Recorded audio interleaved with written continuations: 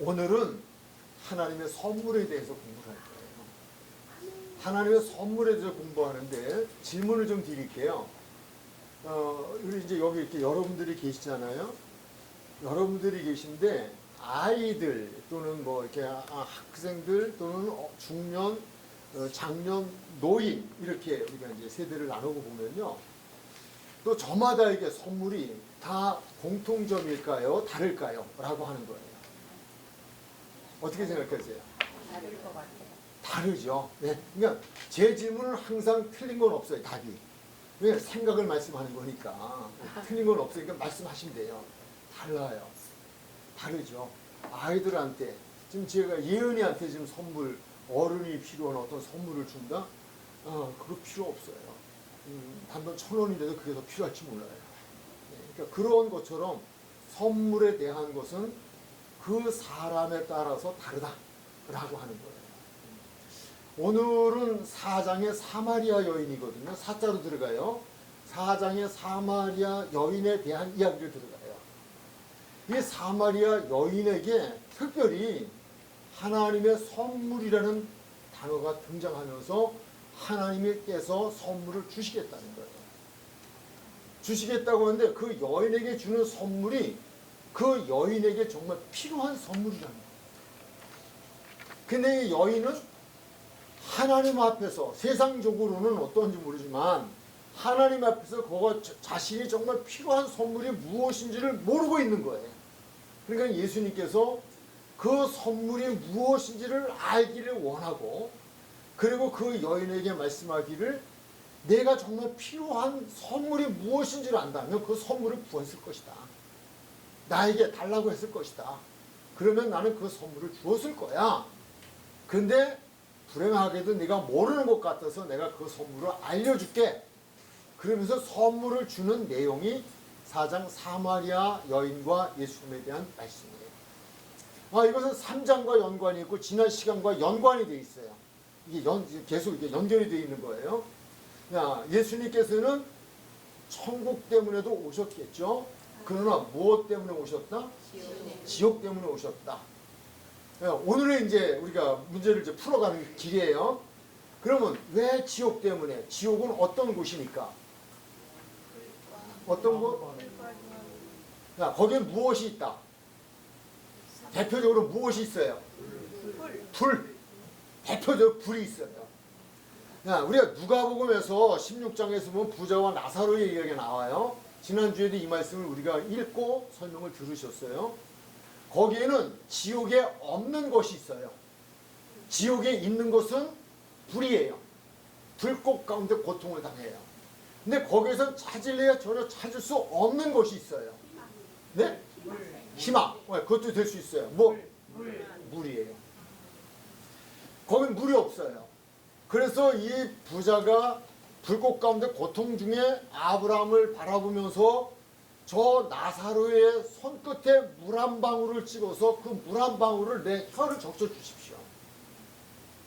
근데 못 적셔줬거든요. 그 이유는 뭔가 하면 천국에서 지옥을 갈 수도 없지만 나사로가 건너갈 수도 없지만 거기는 물 한 방울도 없는 곳이야. 줄 수 없는 곳이야.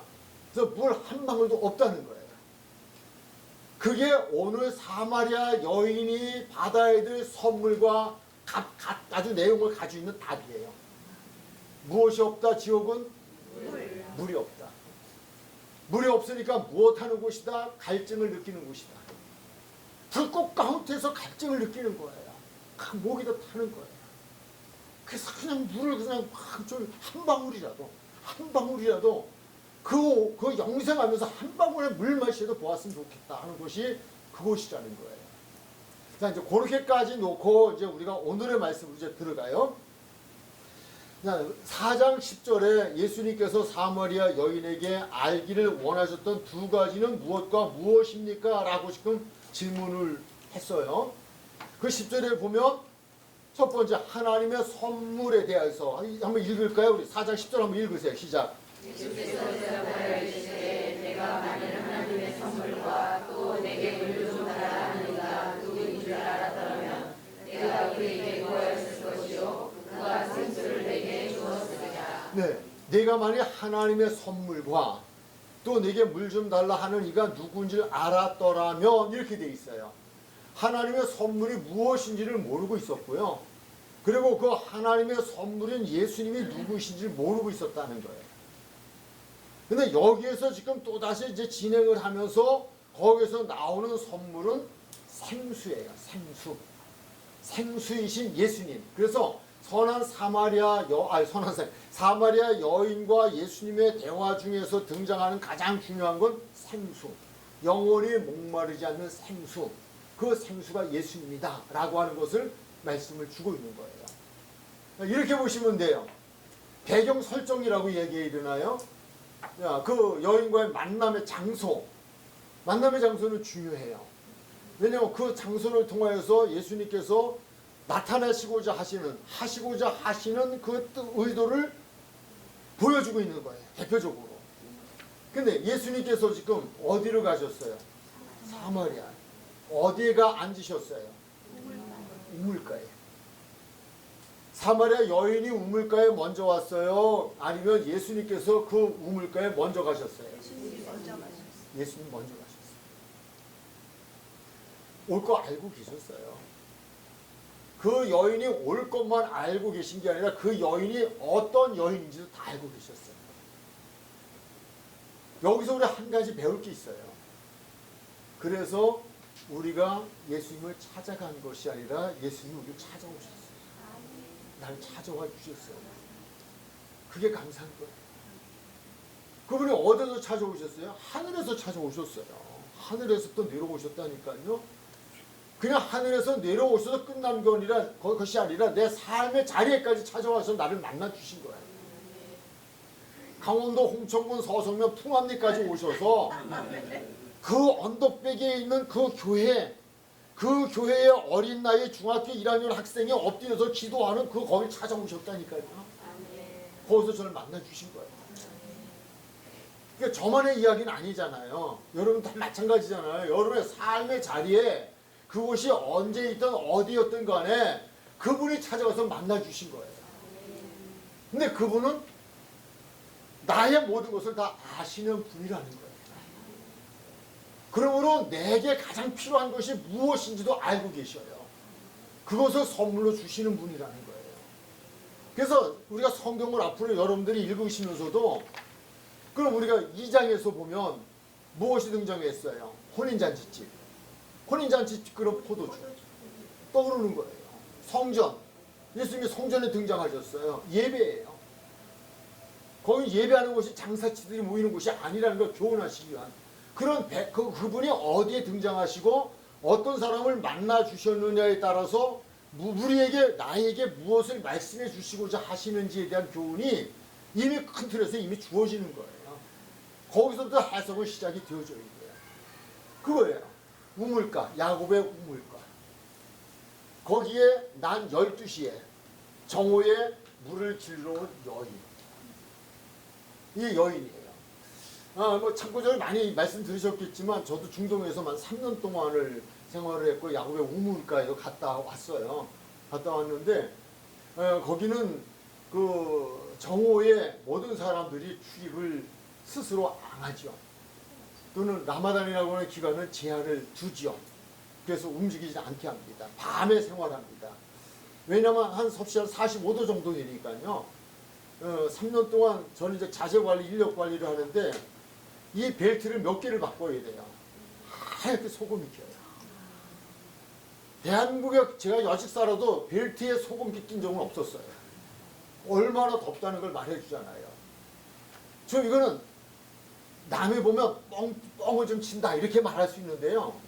자재관리를 하려고 차를 가지고 이제 이게 쭉 이제 시내를 돌면서 자재를 구입하고 이렇게 오는데 어떤 때는 불가피하게 한낮에 정오에도 나가서 기다려야 할 때가 있어요. 나가면요. 또 아니면 차가 이렇게 있는데 본넷 뒤에 파리가 한 마리가 앉았다가는요. 파리가 때르르 불러요. 타석에 발이 뜨거워서. 아니 정말 그리고 계란을 깨서 놓으면 쫙 흘러내려가지 않는다니까요. 여기 갔다 오신 분들도 계시잖아요. 또 뭐도 안 보고도 아시. 그냥 이게 흘러도 천천히 허옇게 되면 흘러요. 뭘 이야기하는 거예요? 뜨겁다. 뜨거운 거예요.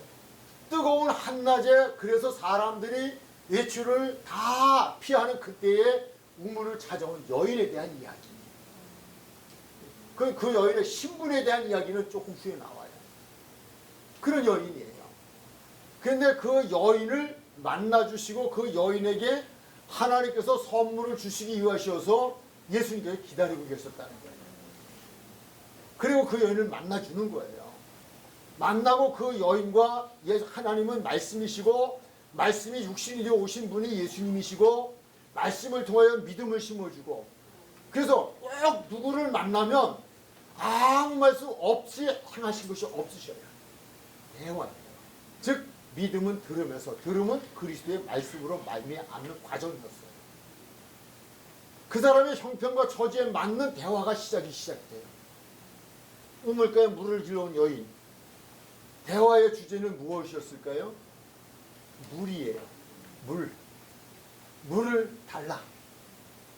그리고 내가 누구인지 알았더라면 나에게서 생수를 달라고 했을 것이다. 그 주제는 물이에요. 자, 그래서 거기서 보면 예수님께서 사마리아 여인에게 알기를 원하셨던 것은 하나님의 선물인데 그 하나님의 선물인 예수님이 누구시며 그 예수님이 생수라고 하는 것을 알기를 원하셨다는 거예요. 자, 그리고 두 번째, 하나님의 선물과 예수님이 누구이신지 알았다면 무엇을 구하였을 것이라고 예수님께서 말씀하셨나요? 무엇을 구하였을 것이다? 생수를 구하였을 것이다. 생수를 구하였을 것이다 라고 이야기하면서 그러니까 하나님의 선물과 예수님이 누구인지 알았다면 다른 것을 구하지 아니하고 생수를 구하였을 것이다. 우물가에 여인처럼 날 구했네. 헛되고 헛된 것들을 예수님이 주시기를 원하시는 선물은 이 세상의 것이 아니에요. 육신의 것이 아니에요. 육신의 갈증을 해결해 주는 물이 아니에요. 영혼의 영원한 목마름을 해결해 주는 생수. 그거를 지금 그래서 그렇게 지금 말씀하는 거예요. 내가 누구인 줄 알았더라면 내가 그에게 구하였을 것이다. 즉 나에게 구하였을 것이다. 무엇을 구하였을 것이다? 생수를 구하였을 것이다. 여기 생수를 구하였을 것이라고 하는 말이 4장 10절은 없죠. 그러나 생략됐어요. 무엇으로 생략된 것을 알 수 있냐 하면 내가 그에게 구하였을 것이요 그가 생수를 내게 주었으리라고 하는 단어 속에는 생수를 구하였을 거라는 거예요. 생수를 구하였으면 그가 너에게 구하는 생수를 주었다는 거예요. 그러므로 생수를 구하라는 것이고 그 여인에게 지금 필요한 것은 생수예요. 이 생수는 무엇일까? 세 번째로 들어가면 사마리아 여인은 왜 생수를 구하였을 것이라고 하셨을까요? 라고 하는 거예요. 예수님께서 그 여인에게 구할 것 많은데 왜 생수를 구하였을 것이라고 구해야 한다라고 말씀을 하셨을까요? 하는 거예요. 그것이 왜 하나님의 선물이라고 이야기했을까요? 4장 14절 시작. 내가 주는 물을 마시는 자는 영원히 목마르지 아니하니 내가 주는 물은 속에서 영원하도록 살아나는 생수가 되리라. 아멘. 내가 주는 물. 예수님이 그렇다고 야곱의 우물에서 물 떠서 주신 거 아니에요. 당신이 꼭 생수이고 당신을 주시겠다는 거예요. 당신이 생수이기에 당신을 마시는 사람, 즉 그것을 생수이기에 그것을 마시는 사람은 영원히 목마르지 않는다는 거예요. 자, 여기에서 영원히 목마르지 아니하리라고 하는 것이 또 답이에요. 영원히 목마르지 아니하리라. 그 어떤 물인데 지금 이 여인은 지금 이해가 안 되잖아요. 그러니까 자꾸 딴소리 하잖아요. 세상적인 생각 가지고 있는 거예요. 육신적인 얘기를 좀 풀어가고 있는 거예요. 근데 예수님께서는 영원히. 그렇다면 이 말을 다른 말로 하면 영원히 목마름이 있다는 이야기예요. 있다는 얘기예요. 있다는 얘기예요. 영원히 목마른 곳이 있다. 영원히 목마름이 있다는 거예요. 너는 영원히 목마를 수밖에 없는 여인이라는 거예요. 영원히 목마른 곳에서 살아갈 수밖에 없는 여인이라는 거예요. 그럼 우리가 앞에서 보았잖아요. 영원히 목마른 곳은 어디예요? 지옥이에요.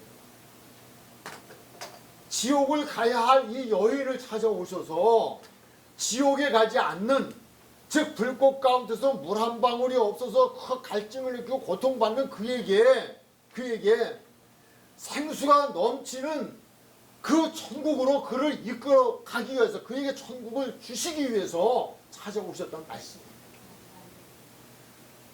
근데 이 여인은 지금 그 이해가 안 되잖아요. 지금 여기에도 지금 그 여인과 같은 이들이 없기를 좀 바래요. 하나님의 말씀, 영적인 말씀이에요. 근데 아직은 이해는 안 되지만 이 대화를 통하여서 점점 이제 이 여인은 알아가요. 알아갈 뿐만 아니라 믿어가요. 믿어갈 뿐만 아니라 믿어져요. 그래서 나중에는 이 목마름의 삶을 영원히 살아갈 수밖에 없는 여인이 영원히 목마르지 않는 곳으로 자리에 옮겨감의 은혜가 이 4장의 사마리아 여인에 대한 말씀입니다. 그렇다면 한번 다시 한번 확인해 보죠. 네 번째, 영원히 목마름과 영원히 목마르지 않음은 어떤 곳일까요? 라고 하는 거예요. 그러면 영원히 목마른 곳은 어느 곳이다? 이미 우리 알았어요. 어디예요? 지옥이에요. 영원히 목마른 곳은 지옥이에요. 거긴 물이 얼마큼 없다? 한 방울도 없다. 한 방울도 없다. 그런데 물만 없을 뿐만이 아니라 거긴 무엇이 있다? 불꽃이다. 불꽃. 유황 불꽃이에요. 꺼지지도 않아요. 그렇다고 어디서 우리가 태워지는 것도 아니에요. 그 불꽃 가운데 고통받는 곳이에요. 이 말씀을 준비하면서 저 자신에게도 그러하고 함께 말씀을 공부해야 할 여러분들을 위해서 한 주일 동안 정말 매일매일 기도했어요. 하나님, 성령이 교회에게 하시는 말씀을 들을 수 있는 귀를 가지라고 하는 정말 성령이 임하셔서 들을 수 있는 귀를 갖게 하시고 그 마음에 성령이 임하셔서 마음이 뜨거워지게 해주세요. 정말 믿으시게 해주세요. 그래서 오늘 이 시간 때문에 훗날의 천국에서 영원히 목마르지 않는 영생수를 마시며 살아가는 일이 되게 해주세요. 저는 그렇게 되려고 믿어요. 왜? 기도했으니까. 목마른 곳, 지옥이에요. 그런데 목마르지 않은 곳은 어떤 곳일까요? 천국이죠. 천국. 그러면 성경 말씀을 들어가 볼까요? 누가복음 16장 19절에서 24절 다시 한번 우리 읽어 내려가도록 할게요. 시작. 한 부자가 있어 자색옷과 고운 옷을 입고 날마다 호화롭게 즐기더라. 그런데 나사로라 이만한 한 부자가 hun배 두성이로 그의 대문 앞에 데려가는 채 그 부자의 상에서 떨어진 것으로 되풀이되며 심지어 개들이 와서 그 대변을 쳤다. 이에 그 거지가 천사들에게 맡기며 아브라함의 품에 들어가고 부자도 죽어 장사되매 그가 궁부에서 궁중에 눈을 들어 멀리 아브라함과 그의 품에 있는 나사로를 아멘. 저는 저 자신을 위해서도 성경을 읽고 성경을 연구하고요. 또 여러분들, 또 제가 가서 설교해야 되는 교회 성도들을 위해서 또 만나는 이들에서 성경을 읽고 저는 공부를 하고 준비를 해요. 그런데 유일하게 딱 한 분이 계셔요. 그분 때문에 저는 성경을 연구하지 않을 수가 없어요. 제 아내예요. 어제도 저한테 질문을 해요. 성령을 모독하는 죄는 사함을 받지 못한다. 인자를 거부하는 것은, 근데 거기도 이제 함정이 있어요. 말로 거부하는 것이 마음으로 거부하는 건 아니에요. 그거는 용서받을 수 있다. 사람과의 관계 죄는 다 용서받을 수 있다. 근데 성령을 모독하는 죄는 용서하지 못한다. 사함받지 못한다. 그게 뭐냐는 거예요. 제가 틀린 대답을 주진 않았어요. 그래서 대답을 줬죠. 딴 데 또 통화를 하더라고요. 근데 거기 조금 다른 얘기를 하는 것 같아요. 그러나 그 얘기가 그 얘기긴 해요. 그래서 어제 밤부터 공부를 했어요. 성경을 읽고 또 읽고 또 읽고. 근데 아직 거기에 대한 정확한 해석을 해줄 시간이 없었어요. 그래서 제가 집에 가면 해줄 거예요. 제가 이제 이 말씀을 드리는 것은요. 야, 그러면서 또 하나 아내가 지난번에 저한테 왜 부자는 뭔 죄가 있냐. 자기 거 가지고 고아를 연락했는데 왜 지옥 가냐 이거예요. 네? 자, 이웃을 사랑하라고 했는데 안 사랑. 이웃을 안 사랑했다. 오케이. 그럴 수 있어. 또 왜 지옥 여기에서만이 아니라 부자 청년 관원도 결국은 못 갔어요. 못 간다. 그러니까 제자들이 그러면 누가 갑니까? 라고 하는 질문을 하잖아요. 부자는 왜 천국 가기가 어려웠을까요? 라고 하는 거예요. 여기서 부자는 왜 천국 못 가고 지옥 갔을까요? 라고 하는 거예요. 왜 그랬을까요? 생각을 얘기하는 거라니까요. 생각을 말씀하면 돼요. 선생님, 어떻게 생각하세요? 부자 되지 말아야 되나요? 되죠. 그런데 생각은 어떠세요? 생각. 예. 욕심이 많아서 욕심이 많아서. 사람 욕심이 악한 욕심. 거기서 야고보서 얘기하는 욕심이 이제 죄를 낳고 죄가 장성하니 사망을 낳는 것은 돈 버는 거하고 조금 좀 거시기 할 것 같긴 합니다. 그러나 뭐 맞을 수, 틀렸다고 말하고 싶진 않아요. 저는 그 말씀을 고도 묵상하면서 좀 더 정확한 답이 어디 있을까, 어떤 것일까 라고 하는 걸 찾았어요. 마태복음 25장에 보면요, 24장에서 주님의 날을 준비하라는 거예요. 주님 오실 날을 준비하고 맞이할 준비하래요. 세 가지 준비 사항을 말씀을 해주셨어요.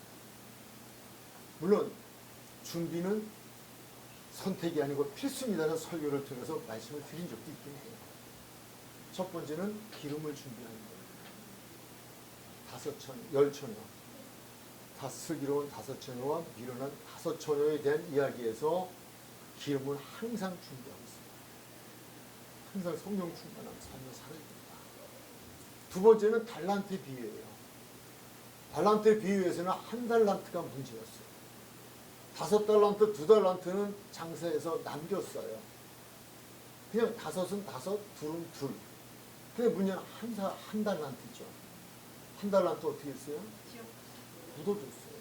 근데 그 결과가 어떻게 됐어요? 5달러와 2달란트는 칭찬을 받았어요. 착하고 충성된 종아라고 칭찬을 받았어요. 주인의 즐거움에 참여할지어다. 근데 1달란트 받은 사람은 바깥 어두운 악하고 키우는 자야 바깥 어두운 데로 나가라. 참아받았다고. 물론 그 부분이 저에게는 이 목회 이 은퇴 이후에 굉장히 충격을 주는 말씀이에요. 그게 나갔다. 이거 이제 내가 은퇴했다고 끝나는 게 아니라 뭔가 해야 할 거구나. 주님 나라 갈 때까지 나는 내게 준 달란트가 말씀의 사역이라면 어떤 방법을 찾아서라도 해야 되는 거구나. 그 기도를 하고 있었다. 그런데 그 다음에 보니까 양과 염소에 대한 말씀이에요. 양과 염소. 양과 염소인데 양과 염소의 비유에서 중요한 말씀은 무엇인가 하면 주님께서 말씀하기를 너는 내가 굶주릴 때 먹을 것을 주었고 목마를 때 마실 것을 주었고 헐벗을 때 입을 것을 주었고 병들었을 때 돌아보았고 나그네 되었을 때 거둬줬다는 거예요. 그러니까 우리가 언제 그렇게 했어요? 내가 언제 그렇게 했어요? 그러니까 말씀하시기를 소자 하나에게 한 것이 곧 내게 한 거야 라고 말씀을 하셔요. 염소에 해당되어지는 자들에게도 똑같은 말씀을 하셔요. 너는 안 했다는 거예요. 아니 언제 주님께서 그랬습니까? 나는 주님이 그러시는 본 적도 없습니다. 그래서 안 했습니다. 그러니까 거기서 동일한 말씀을 주시기를 소자 하나에게 하는 말씀이에요. 거기서 우리는 잘못 해석하면 안 돼요. 세상에서 소외되어지고 가난하고 어려운 이들도 포함할 수 있을지 모르지만 그건 아니에요. 정확한 답은 그건 아니에요. 예수님의 부모와 형제는요, 예수님이 분명히 정의를 내려주셨어요. 누가 내 어머니고 형제냐? 라고 말씀하시면서 하나님의 뜻대로 사는, 하나님의 일을 하며 하나님의 뜻대로 사는 사람이 내 부모여 형제여 자매라는 거예요. 거기서 소자는 그것을 말씀해 주고 있어요. 정말 하나님 앞에서 복음을 전하다가 그 복음을 전하는 과정 속에서 굶주림을 당하고 거기서 그것 때문에 병이 들고 그것 때문에 헐벗고 그것 때문에 감옥에 가고 그것 때문에 어려움을 겪을 때 정말 하나님 나라의 일을 위하여 그 일을 하다가 어려움을 만난 하나님의 사람들을 돕는 거예요. 그래서 제가 그때 이 성안에서 설교할 때 이런 말씀을 드렸어요. 제가 담임 목사님 추석된 거 언제 한번 찾아가서 이렇게 좀 뭐 봉투를 좀 가져가는데 너무 사실 저도 좀 그랬어요. 예, 그래서 좀 부끄러워서 이렇게 10만 원을 넣어가지고 갔는데 많이 망설였죠. 그래도 생긴 건 괜찮게 생긴 놈이. 그래도 뭐 보시기엔 그래도 저 뭐 좀 있을 것 같이 생겼는데 10만 원을 다 모아줘. 차라리 안 하는 게 괜찮은 거 아니야? 그런 생각. 근데 제가 찾아와서 드리면서 그랬어요. 목사님, 제가 지금 원서를 여기저기 냈는데 취직하려고 원서 냈는데 돈 벌면 더 갖다 드릴게요. 제가 그 말씀 드린 거는요, 뭐 다른 이유 없잖아요. 그냥 저는 믿음적으로, 성경적으로. 그것뿐만이 아니에요. 그냥 이건 뭐 성경 해석상에 좀 도움이 될까 해서 말씀드리는데, 그 말씀에 제가 성령께서 저를 깨우쳐 주시고 나서는요, 이게 어려운 목회자 돌아가야 됩니다. 일부러 제가 찾아 나설 수는 없지만 소식을 접한 이들은 제가 가야 됩니다. 근데 제 동기 목사 중에 한 친구가 암이 걸렸어요. 그전에는 뭐 암으로 고생한다는 소식을 들었어도 연락도 안 했죠. 근데 그 은혜를 성령께서 깨우쳐 주시고 나서는 이거 아니다. 그래서 아내에게 제가 좀 이야기를 했죠. 찾아가야 될 것 같다. 아무래도 가서 좀 돌아봐야겠다. 그래서 찾아갔죠. 찾아가서 물론 이제 좀 돈도 조금 좀 담고 가서 갔는데 반갑다고 하는데 그날따라 딸도 있고 장모님도 계시고 뭐 가족들이 다 있더라고요. 그래서 제가 목사님 뭐 잡수고 싶으세요? 그런데 이제 막 병이 조금 좀 약간 기울어지시는 것 같아요. 이렇게 이제 소고기가 잡수고 싶으시대요. 수원에서 소고기. 그 소고기집을 갔는데 사실 조금 저한테는 마음에 부담이 되더라고요. 한 30만 원 나왔거든요. 그리고 그냥 뭐 한 20만 원 남아가지고 왔는데 어쨌든 그날 하루에 50만 원이 전 지출이 되잖아요. 근데 하고 왔는데 너무 좋은 거죠. 얼마 안 계셔서 돌아가셨어요. 하나님께 얼마나 감사한지요. 하나님이 기회를 주셨잖아요. 야, 너 내가 병들었을 때, 내가 굶주렸을 때, 그거잖아요. 그래서 요즘도 제가 일부러는 못 찾아가도 그런 소식을 듣는다면 제 형편에 맞게 찾아가서 붙들고 뭐 냉수 한 그릇을 갖다 드리면서 기도를 해드리더라도 그런 거예요. 제가 이제 부자에 대한 얘기가 여기에요.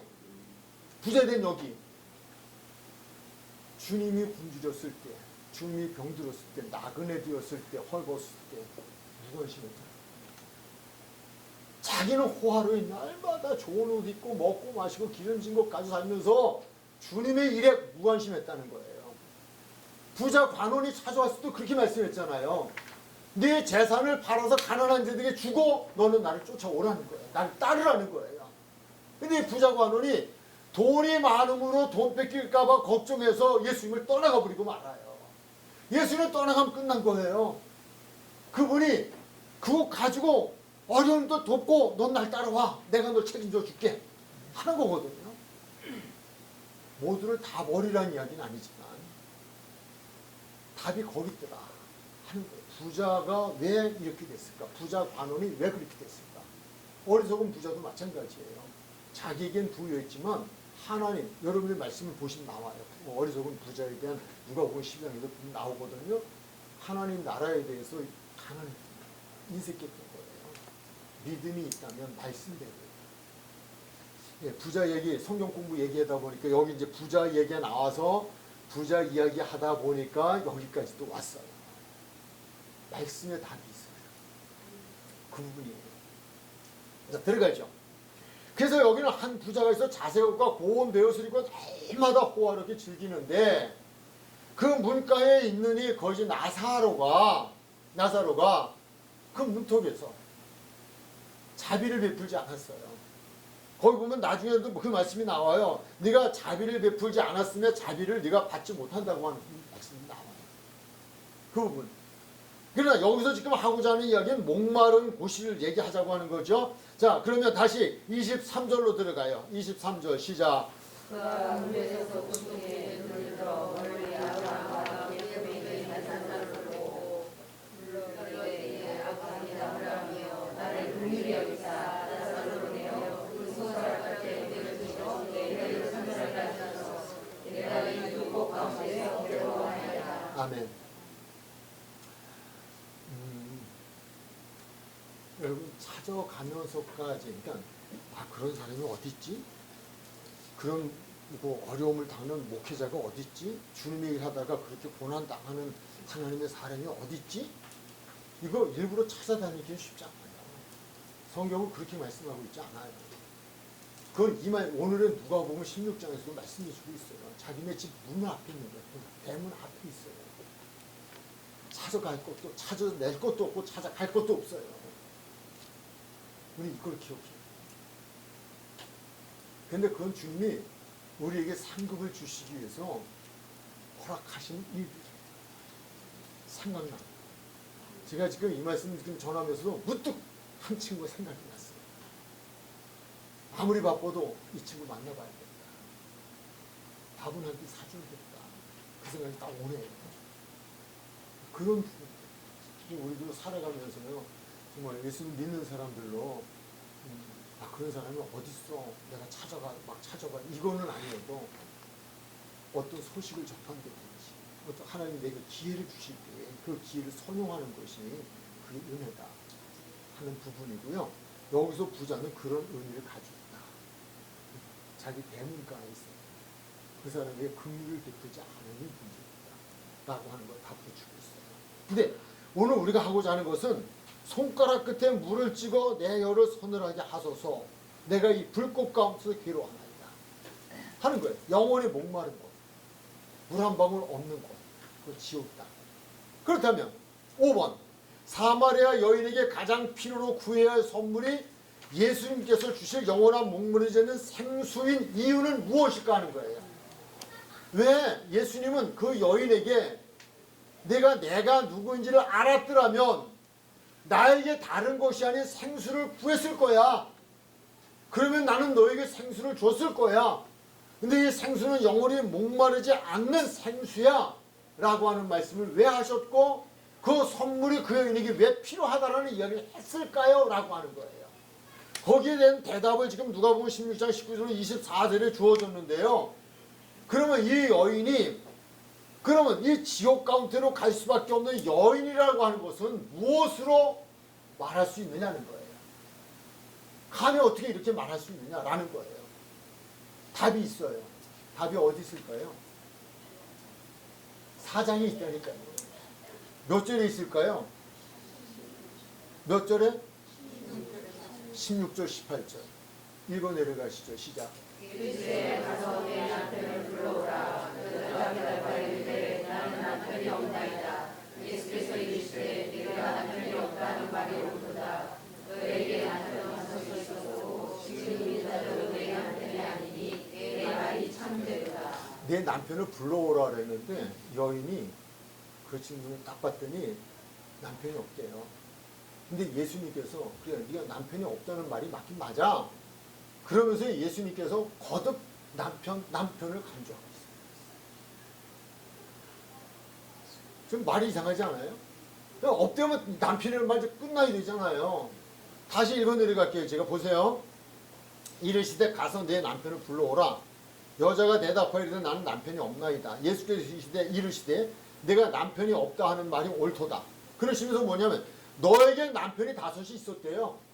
너에게 남편이 다섯이 있었대요. 남편이 없다는 여인에게 다시 말씀하니 너는 남편이 다섯이 있었대요. 근데 지금 있는 남편도 내 남편이 아니래요. 무슨 이야기일까요? 무슨 이야기 같아요? 예수님을 만나지 못했다. 만나지 못해. 또 그냥 이 말씀으로 보면 무슨 얘기예요? 이 여인 기생? 기생이면 차라리 낫을 거예요. 기생이면 차라리 낫죠. 창녀라도 낫죠. 창녀라도 괜찮아요. 오히려.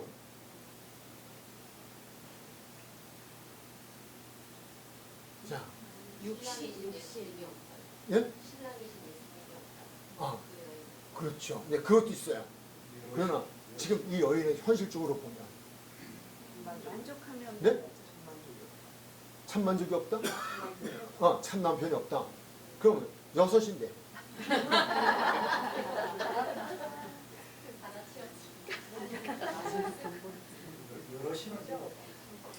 남의 남편 다 뺏고 사는 거예요. 6이. 6이나. 남의 남편을 지 남편처럼 들고 사는 거예요. 그래서 남편이란 단어를 쓰는 거예요. 그냥 창녀가 아니라니까요. 기생이 아니라니까요. 그냥 남들이 보기엔 정상적인 가정을 가진 그냥 남들이 모르는 사람이 보기에는 저 사람이 지금 정상적인 부부인 줄 알고 있다니까요.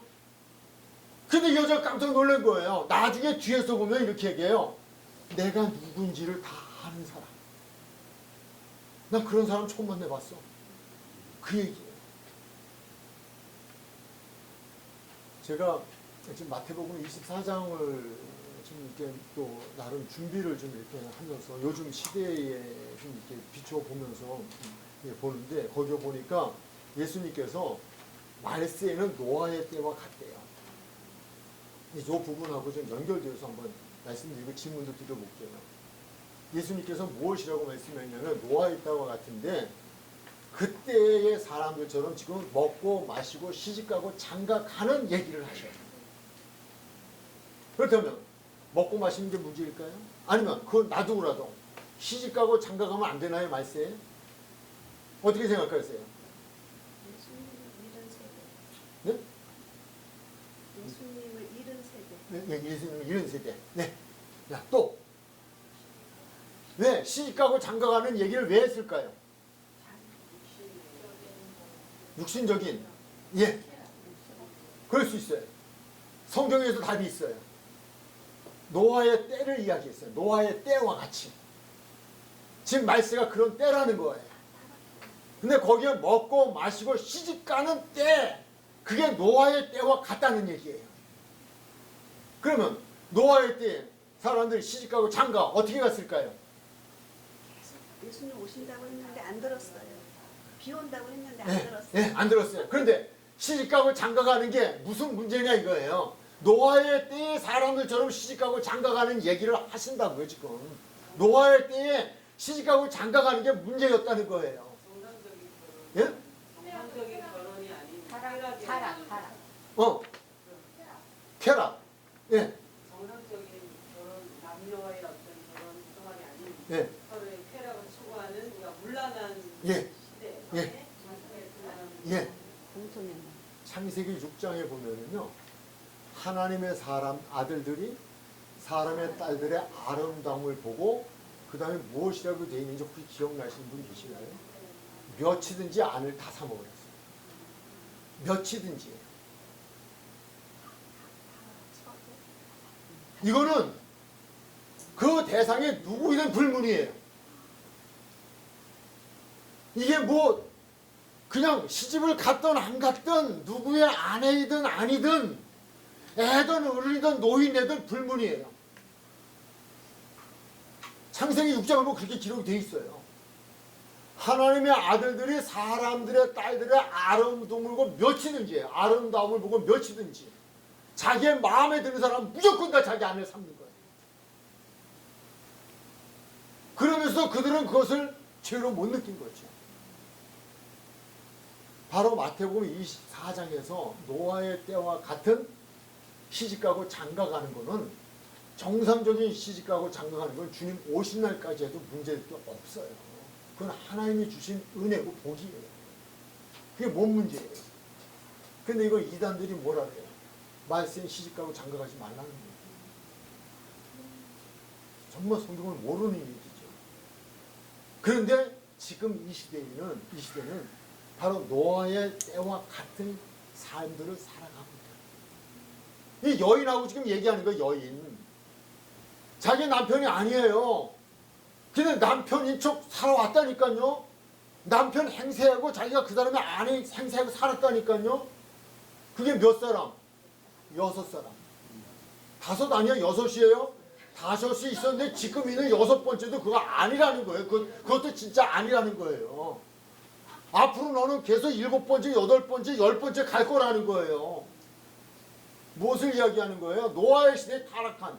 그래서 하나님께서 사람들이 항상 악함을 보고 사람 만드셨으면 한탄하시면서 사람을 세상에서 다 쓸어버리겠다고 작정하신 그 시대의 상황이라니까요. 여기 사마리아 여인이 그거라고요. 그냥 마음에 들었어. 마음에 들으니까 그냥 데리고 가는 거야. 뺏는 거야. 그리고 또 아니야. 또 6번째까지 왔다니까요. 이거는 죄악의 악함을 이야기하는 거예요. 악성을 이야기하는 거예요. 아까 말씀드린 창녀면 차라리 낫죠. 그 직업이 그러니까. 근데 이거 그렇지 않은 척하면서 아주 천자는 척하면서 그러면서 그냥 그렇게 남의 아내의 남편을 갖다가 그렇게 가정을 무너뜨리고 상처를 주고 그 얘기하는 거예요. 그러면 우리가 일반적인 상식적으로 생각할 때 그 천국 갈 사람이 지옥 갈 사람? 지옥 묵묵히예요? 아름묵히예요? 우리 표현으로는 지옥 아름묵히라니까요. 그 얘기하는 거예요. 그러니까 예수님께서 지금 하시는 말씀은 너는 지금 내 남편을 데려와라. 그 얘기를 통하여서 그가 나는 정말 죄인이구나 하는, 나는 정말 악성을 가진 여인이구나. 나는 남의 남편을 5, 아니 6씩이나 내가 뺏어와가지고 그리고 그걸 데리고 내가 살았던 사람이구나. 내가 정말 인간으로서 할 수 없는 일을 내가 한 사람이구나. 예수님의 그 말씀 앞에서 자지러지게 자기 자신을 깨달으면서 발견하면서 자기를 돌아보는 거예요. 이 여인에게 뭐가 필요해요 지금? 무엇이 필요해요? 지금 이 여인은 지금 그 순간 영혼을 데려간다면 어디 간 거예요? 지옥 아랫목이에요. 지옥 아랫목. 그렇다고 어디 가서 이거 지금 여기 다 영상 나갑니다만 지옥의 아랫목이고 우묵이 있다 그러지 마세요. 그냥 강력한 표현을 하다 보니까 그렇게 쓰는 거예요. 이해되셨죠? 어디 가서 절대 변승문 목사인데 지옥에도 아랫목이고 우묵이 되더라. 아래는 뜨겁고 위에는 좀 시원하니까 괜찮대더라. 이러지 말라고요. 그럼 그런 소리 아예 하지 말지 왜 했냐고 또 그러지 마시고. 이 여인의 악성을 제가 이야기하자. 악성. 그런데 그 여인을 예수님이 찾아오셔서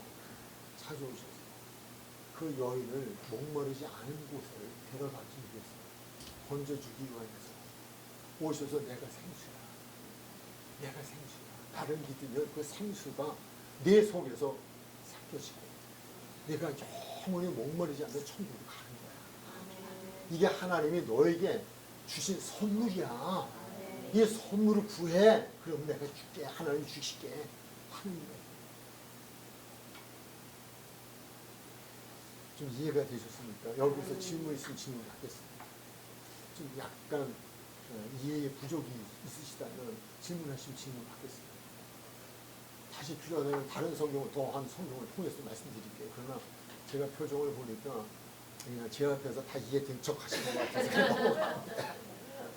아니 되셨어요? 네, 넘어갑니다. 그런 거예요. 자, 이제 다시 6번째로 가볼까요? 네, 다시 한번. 그 여인은 가짜 남편이 몇이었어요? 6. 네, 근데 5이라고 많이들 착각하고 있더라고요. 아니 6이에요. 5이 있었는데 지금 그 남자도 내 남자 아니야 라고 하는 얘기는 6이에요. 근데 어쩜 7번째 준비하고 있었는데 피해자 하나가 덜 생겼어요. 조금 지체됐으면 피해자가 또 생겼을 거예요. 피해받는 여성이, 가정이. 6번 사마리아 여인은 생수를 선물로 받았을까요? 그냥 결론적으로 보면 받았을까요? 받았을까요? 받았어요. 근데 중요한 건 어떻게 받았느냐라고 하는 게 중요해요. 그냥 그랬다고 받았느냐라는 거예요. 그건 아니죠. 그러면 또 하나 지금까지 말씀 무엇으로? 예수님을 무엇함으로? 믿음으로. 무엇을 믿음으로? 말씀을 믿음으로. 예수님을 말씀을 믿음으로. 그러므로 예수님을 믿음으로 영원히 목마르지 않는 생수를 얻게 되어졌다. 그리고 영원히 목마르지 않는 곳으로 갈 수 있는 거예요. 그럼 그 과정을 살펴볼게요. 사마리아는 생수를 선물로 받았을까요? 받았다면 무엇으로 받았을까요? 그 고백은 무엇을 들음으로? 말씀을 들음으로. 4장 9절 시작.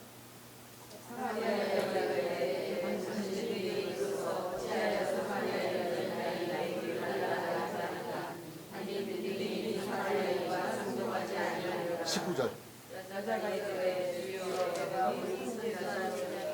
29절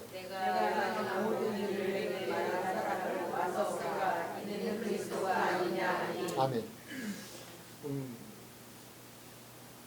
모든 것을 아시는 그분, 어떤 경로를 통하여서도 그분이 나를 아시고 계십니다. 다 숨긴 줄 알았어요. 다 속인 줄 알았어요. 그런데 어느 날 그분만은 속일 수 없다는 사실이 증명되어지는 사건이 생깁니다. 그분의 말씀 앞에서 내 남편 숨길 수 없는 다 숨겼어요. 세상 사람은 몰랐어요. 말씀을 보면 그래요. 그 여인이 고백하잖아요. 내가 행한 모든 일을 29절 내가 행한 모든 일을 내게 말한 사람은 와서 오라. 이는 그리스도다. 이거 하나님이 아닌 거잖아. 어떻게 그걸 다 알겠냐. 아니 5가지는 아는데 6번째까지 있는 것도 어떻게 아냐. 한낱이 알잖아요. 그게 내 남편이 아니라는 걸 사람들은 내 남편인 줄 알았는데 어떻게 그걸 아냐. 이런 거예요. 다 아시는 거예요. 그러나 또 하나는 그런 사람까지도 살아가시는 거예요. 예수님은 누구 때문에 오셨어요? 죄인 때문에 오셨어요. 여러분 우리가 죄 때문에 망하는 게 아니에요. 의인은 없나니 하나도 없어요. 이생 사람은 다 죄인이에요. 유대인도 죄인이고 이방인도 죄인이고 다 죄인이에요. 사도 바울도 나는 죄인 중에 괴수라고 얘기했어요. 로마서는 그거 얘기하는 거예요. 1장부터 4장까지는 다 죄인이에요. 다 죄인. 그런데 이 죄 때문에 망하는 것이 아니라 예수를 믿지 않는 것 때문에 망한다는 거예요. 말씀했잖아요. 요한복음 3장 16절에서도 18절까지 말씀하잖아요. 믿지 않기 때문에 심판이 임하는. 이게 하라. 이거는 무엇을 전제한 거예요? 용서를 전제한 거예요. 구하라. 기도하라. 무엇을 전제로 하는 거예요? 주시겠다는 거예요. 그분이 하라는 거는 하라는 것에 대해서 그분이 상응한 어떤 조치를 해 주시겠다는 약속이에요. 이걸 믿는다고 우리가 못할 게 뭐 있어요.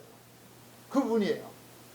그래서 선지자입니다. 근데 바뀌죠. 첫 번째는 이 여인이 뭐라고 하냐면 어떻게 유대인 남자가 나한테 이렇게 할 수 있습니까? 사람으로서 예수님을 대해요. 근데 예수님께서 내 남편 데려와라 이러고 나니까 그때 정신이 번쩍이네. 이 사람은 그냥 유대인이 아니네. 그냥 나한테 수작거리려고 우물터에 앉았다가 말 거는 남자가 아니네. 처음에 그러는지도 모르죠. 이 여자가 그런 여자잖아요. 아이쿠야 저 괜찮게 생긴 게 하나 안 줬네. 저것도 나한테 걸렸다.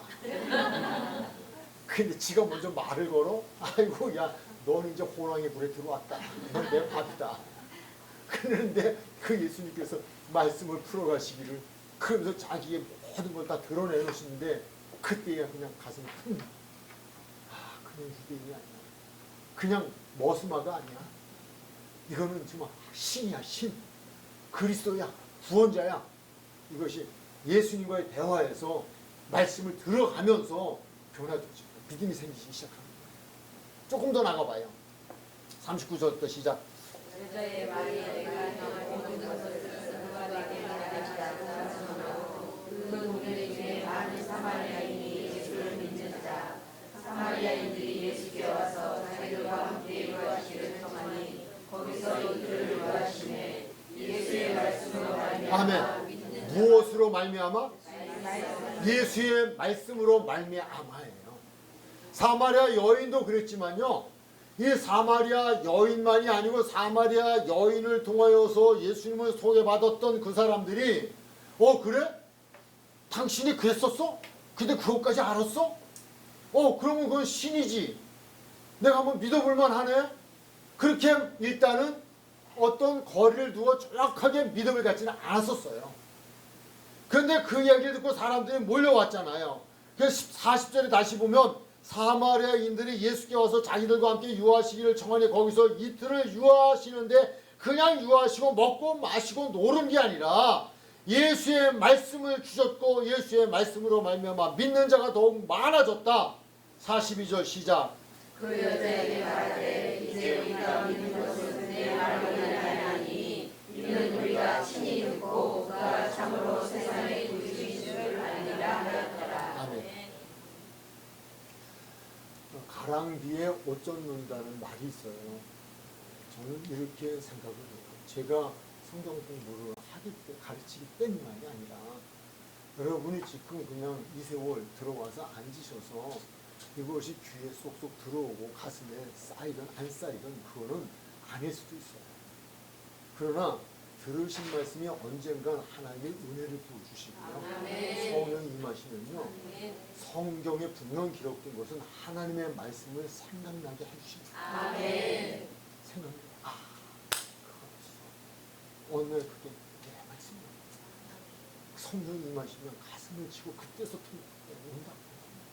지금일 수도 있어. 지금일 수도 있어. 이들이 그렇게 말하잖아요. 다 예수님의 말씀을 듣고 그가 참으로 세상의 구주이신지 우리가 알았어. 그래서 우리가 믿는 자들이 많아졌다 라고 하고 있잖아요. 이런 은혜가 정말 여러분에게 그리고 우리는 성경에 등장된 인물이나 또는 그 밖에 여러 부류의 장소, 여러 부류의 사람들 다 우리는 그 사람들이 있을 수 있어요. 그걸 지금 우리에게 말씀해 주시는 거예요. 내가 그런 사람일 수 있고 내가 저런 사람일 수 있고 내가 소경일 수 있고 귀먹은 자일 수 있고 말 못하는 자일 수 있고 다 우리는 그것에 해당이 되어진다. 근데 정말 우리가 이 말씀 속에서 나와 관계없는 연인이 아니라 어쩌면 그 연인이 나일 수 있어. 나와. 그게 은혜야. 모든 것이 은혜입니다. 거기 기록되어 있나요? 거기도? 네, 한번 읽을까요? 시작.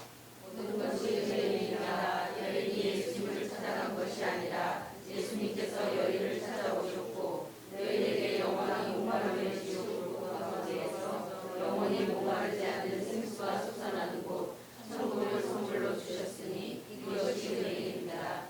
이 여인이 내가 아닐까요? 이 은혜가 나의 은혜가 아닐까요? 그 부분은 성경이 아니고 제가 나름대로 받은 은혜를 요약한 거니까요. 좀 문구에 조금 뻑뻑함이 있더라도 딱딱함이 있더라도 그냥 이해하고 읽어주시면 되고요. 거기서 중요한 건 이 여인이 내가 아닐까.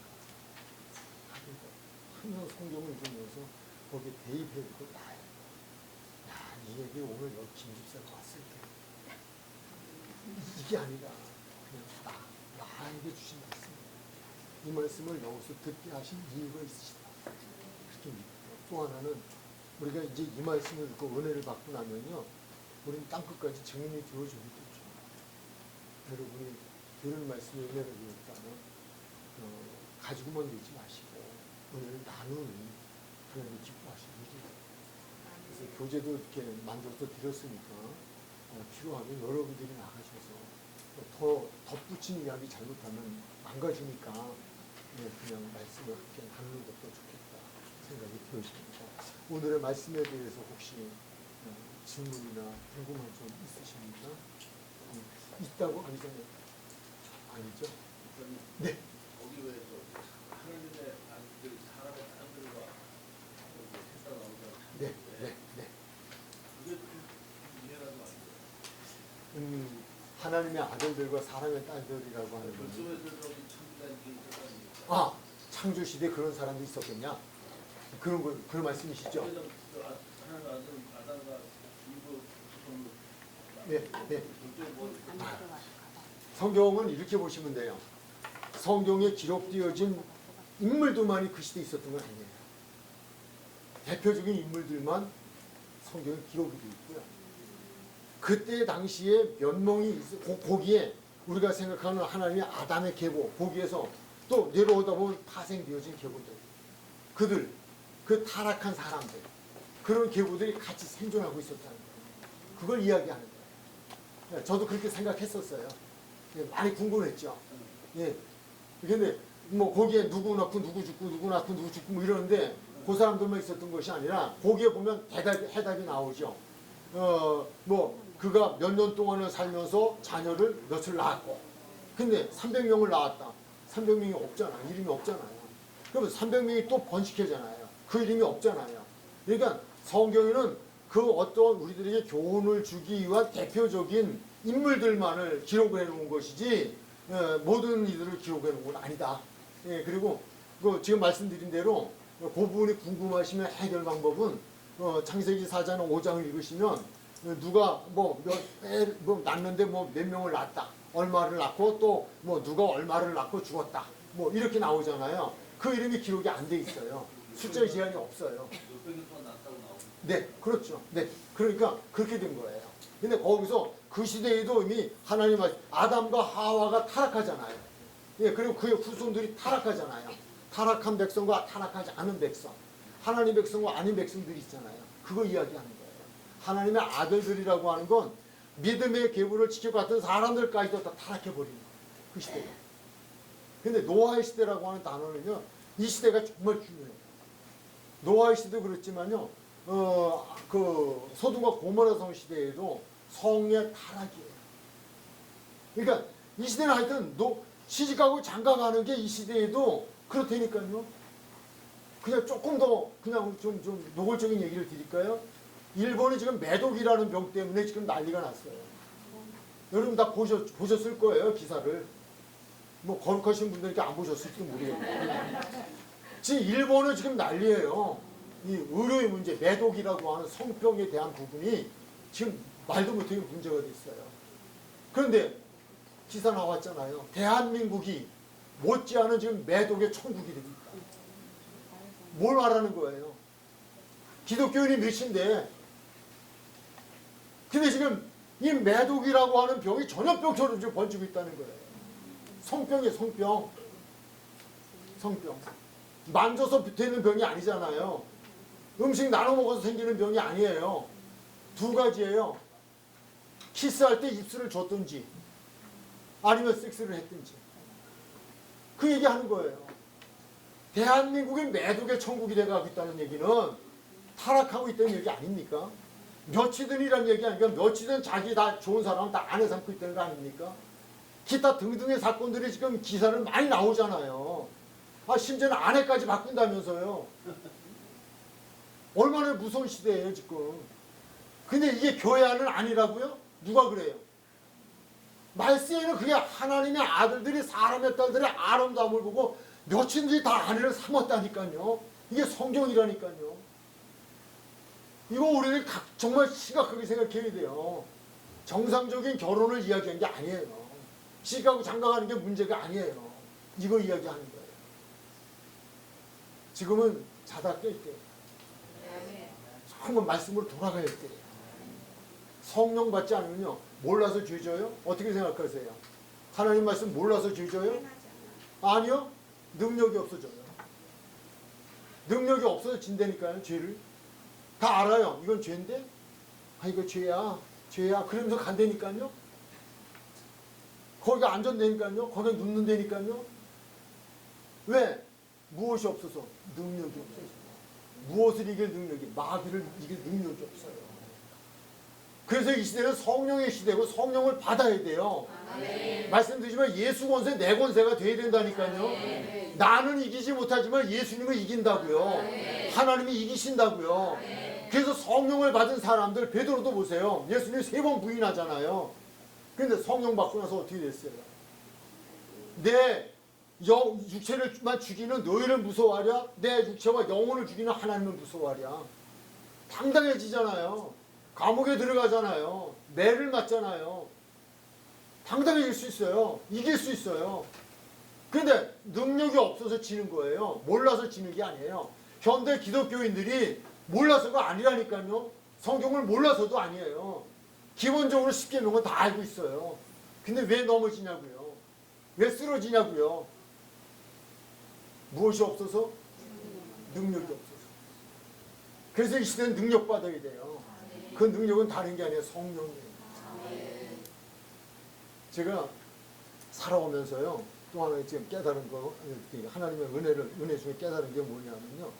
여러분, 남편이 미워지거나 아내가 미워질 때 어떻게 하면 미워지던 아내가 천사보다 더 이쁘게 보이고 정말 멋없어 보이던 남편이 세상에서 제일 멋있는 남편으로 보일 수 있는지 아세요? 성경이 답이 있어요. 아시는 분? 이거 알면 다음 주에 휴가. 그렇게 대답 안 하죠? 은혜란 마음이 생겼어. 에스더. 아세요? 죽으면 죽으리라. 아세요? 성경에 답이 다 있다니까요. 성령 충만하면. 네? 성령이 충만하면. 하나님이 하신대요. 아멘. 근데 왕 앞에 나가면 죽어요. 이미 왕이 그 에스더를 안 부른 지가 한참 됐어요. 왕 앞에 나가서 왕의 그물을 내미는데 그 그물을 내밀어 주지 않으면 죽는 거예요. 그러니까 못 나가잖아요. 못 나가니까 무엇했어요? 죽으면 죽으리라. 무엇했어요? 금식 기도했어요. 금식 기도. 3일 금식 기도했어요. 금식 기도하고 왕이 딱 나갔더니 왕이 문을 쭉 여는데 왕의 눈이 완전히 뒤집힌 거였죠. 아니 이 세상에 저렇게 예쁜 여자가 있었어? 아니 저 여자가 저거 뭐 웬일이야? 눈이 뒤집혔어요. 너무 이뻐 보이는 거예요. 너무 사랑스러운 거예요. 그 자리에서 그물을 내밀고 붙들게 하고 들어오라 그래가지고요. 그 다음엔 하만의 말도 안 들어요. 누구 말만 들어요? 에스더 말만 들어요. 사랑스러운 말 듣고요. 사랑스러우면 다 해결돼요. 그러니까 여러분이 혹시 가정사에 문제 있으시면 다른 거 할 거 없어요. 하나님 저 인간의 은혜를 부어주세요. 눈이 헷갈락하게 해서 그 왕처럼 내가 이 세상에서 제일 예쁜 여자를 보이게 해주세요. 내 소원이라면 이 나라의 절반까지 주겠다고 하는 그 멍청이로 바꿔주세요. 이건 남녀 불문. 이해되세요? 성경에 답이 있다니까요. 성경에 답이. 해봤냐고요? 해봤어요. 세상이 다 바뀌어요. 세상이 다 바뀌어요. 원수가 없어져요. 미운 사람이 없어져요. 행복하지 않은 곳이 없어요. 어디가 살아도 행복하고요. 누구를 봐도 다 좋고요. 원수를 만나도 사랑하고요. 용서요? 능력이 없어 못하는 거예요. 말씀을 능력이 있어요. 그냥 질문 좋은 질문 해주셨고 제가 진짜 또 예, 성경 그렇게 되어 있습니다. 예, 그 외의 인물들이 많습니다. 예, 그럼 다음 주에 분으로 기도하시죠. 하나님 감사합니다. 남다른 사랑을 베풀어 주셔서 감사합니다. 핑계거리 많이 있었지만 사정도 있었지만 또 하나님 이 일을 공부를 하는 일을 방해하는 세력들도 있었지만 하나님께서 특별히 저희들을 지켜주시고 보호해 주셔서 말씀의 자리에 있게 해주셔서 감사합니다. 성령님, 우리는 성령님이 아니면 하나님의 은혜가 아니고는 한 시간도 살아갈 수가 없습니다. 도와주세요. 모두에게 성령 충만 허락하여 주옵소서. 예수님의 이름으로 기도했습니다.